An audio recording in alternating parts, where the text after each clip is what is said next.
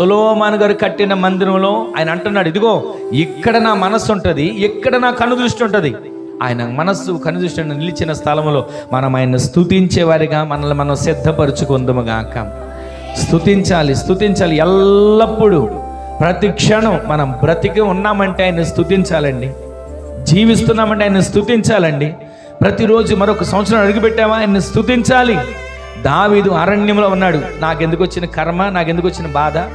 అన్నలందరూ రాజు దగ్గర, సౌలు దగ్గర యుద్ధం చేసేవాళ్ళకి ఉన్నారు, నాకెందుకు ఈ బాధ, నాకెందుకు ఈ పరిస్థితి అని అనుకోలా.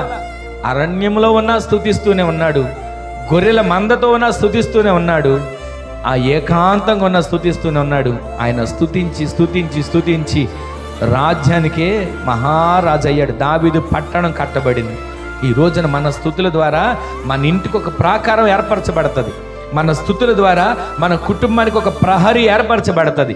మన స్తుతుల ద్వారా మన ఆత్మీయ జీవితం కాపాడబడుతుంది. మన స్తుతుల ద్వారా మన బిడ్డలకు ఒక మంచి భవిష్యత్తు వస్తుంది. మన స్తుతుల ద్వారా మన కుటుంబంలో మునిపెన్నడు ఇదిగో ఈ 2024 వరకు మీరు చూడని మేలులు ఈ 2025లో మీరు చూచేటట్లుగా మీ స్తుతులు మీ స్థితులను మార్చునుగాక. గట్టిగా ఆమేన్ చెప్పండి. 2024 వరకు నా పరిస్థితి ఇదండి, నా పరిస్థితి ఇదని అనుకుంటున్నాం, కానీ ఈ 2025లో మీరు స్తుతించే స్తుతుల ద్వారా మీ స్థితిని దేవుడు మార్చబోతున్నాడు. ఆమేన్ చెప్పండి. మీ స్తుతులు మీ కుటుంబాల్లో ఉన్న పరిస్థితులు మార్చబోతున్నాయి. ఆమేన్ చెప్పండి. విశ్వాసంతో మీరు ప్రతిరోజు స్తుతించడం మొదలు పెట్టండి. ఆత్మ కార్యాలు మీరు కన్నులారా చూచుదురుగాక, ఆత్మ కార్యాలు మీరు అనుభవించుదురుగాక, ఆత్మ కార్యాలు మీ కుటుంబాల్లో ఇది మొదలుకొని జరగడం ప్రారంభమగునుగాక.